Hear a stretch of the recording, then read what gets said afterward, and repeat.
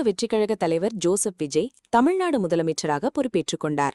ஆளுநர் பதவி பிரமாணம் செய்து வைத்தார். இதனைத் தொடர்ந்து தமிழக வெற்றிக்கழகத்தினர் நாடு முழுவதும் கோலாகலமான கொண்டாட்டத்தில் ஈடுபட்டனர். அந்த வகையில் மயிலாடுதுறை பழைய பேருந்து நிலையம் முன்பு கூடிய தமிழக வெற்றிக்கழகத்தினர் நகர பொறுப்பாளர் ராஜ்குமார் தலைமையில் பட்டாசு வெடித்து அண்ணா சிலைக்கு மாலை அணிவித்து கொண்டாட்டத்தில் ஈடுபட்டனர்.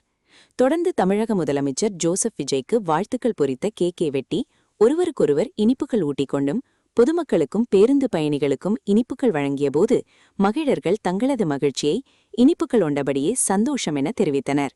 டிவிகே என்று வெற்றி முழக்கமிட்டும் விசில் அடித்தும் மகிழ்ச்சி அடைந்தனர்.